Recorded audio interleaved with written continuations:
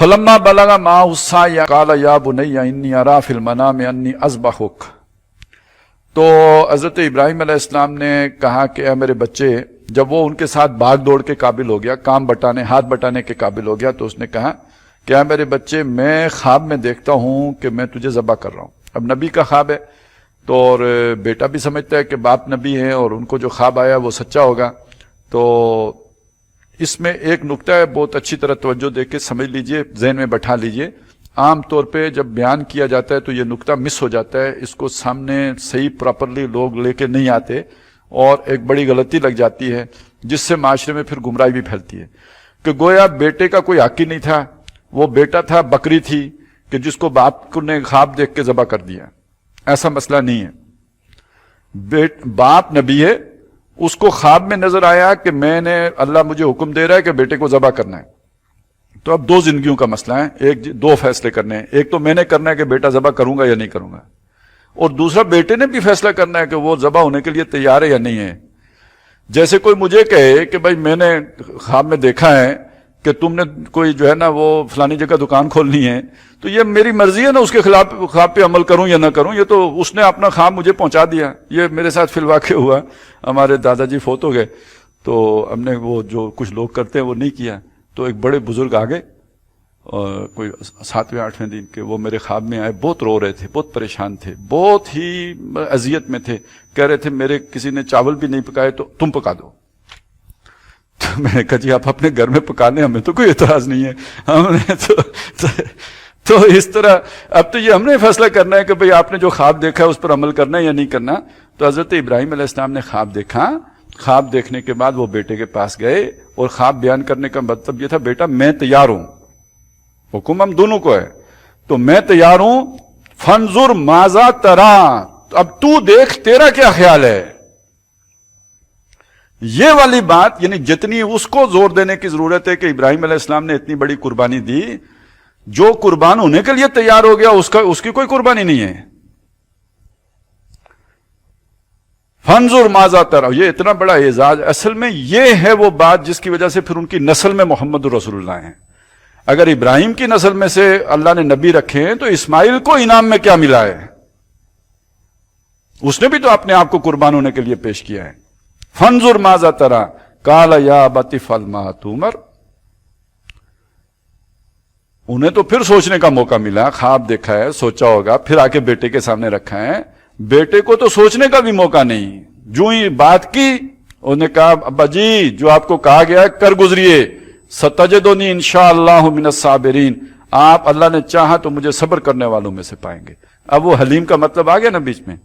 اب اس کو ذہن میں رکھ کے ذرا سورہ بقرہ کے وہ اس میں جائے نا جہاں پہ حضرت ابراہیم کا ذکر آتا ہے وَمَن يَرْغَبُ عَن مِلَّةِ إِبْرَاهِيمَ إِلَّا مَن سَفِهَ نَفْسَهُ وَلَقَدِ اصْطَفَيْنَاهُ فِي الدُّنْيَا وَإِنَّهُ فِي الْآخِرَةِ مِنَ الصَّالِحِينَ إِذْ قَالَ لَهُ رَبُّهُ أَسْلِمْ قَالَ أَسْلَمْتُ لِرَبِّ الْعَالَمِينَ.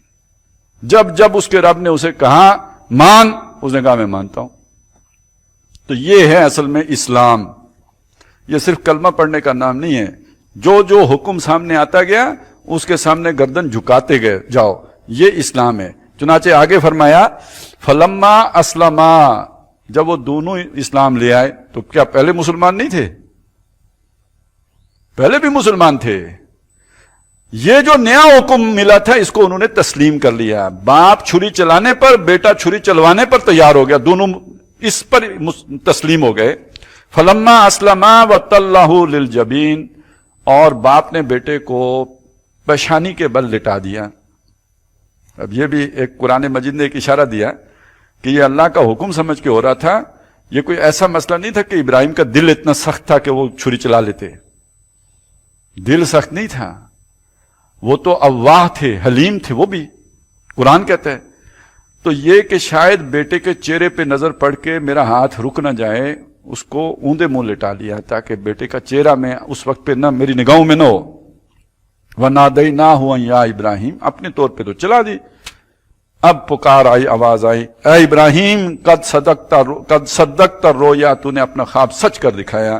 اِنَّا كَذَلِكَ نَجْزِي الْمُحْسِنِينَ، اس طرح ہم نیکوکاروں کو بدلہ دیتے ہیں. اِنَّ هَذَا لَهُوَ الْبَلَاءُ الْمُبِينُ، بے شک یہ بہت بڑی آزمائش تھی، بہت بڑی آزمائش تھی.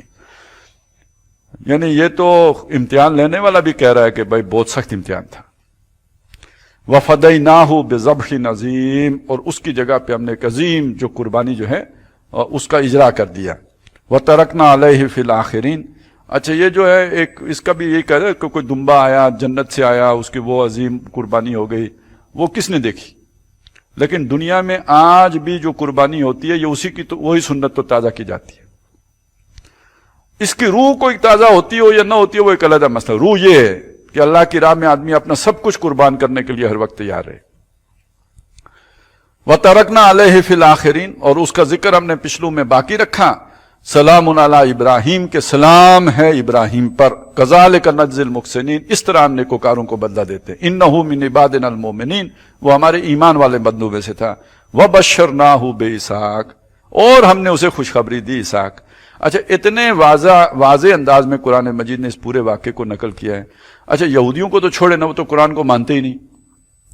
وہ اگر یہ کہتے ہیں کہ ذبیح اللہ اسحاق تھے تو چلیں ان کی تعصب کہہ لیں یا جو بھی ان کی غلط فہمی کر لیں. یہ جو مسلمان مفسرین نے بھی بعض نے اٹھ کے کہہ دیا کہ جی یہ جو ہے نا ذبیح اللہ حضرت اسحاق تھے، تو لگتا یہ ہے کہ بس جب ان کے سامنے کوئی روایت آتی ہے نا، بے شک اسرائیلی ہی ہو، مڑ کے قرآن کو بھی نہیں دیکھتے. ان کے یہ تشریح کا اور جو بھی وہ ہے نا تفسیر کا اصول کوئی ایسا ہے کہ مڑ کے بے شک وہ تفسیر اگر قرآن کے خلاف بھی ہو جائے تو خیر ہے، چونکہ ہمارے پاس ایک روایت آ گئی ہے ایسی واضح بات کے خلاف بات. وہ تو پھر پورا ایک رسالہ لکھنا پڑا مولانا حمید الدین فرائی کو، ذبیح اللہ کون، اور اس میں پھر انہوں نے ثابت کیا کہ یہ حضرت اسماعیل ہیں.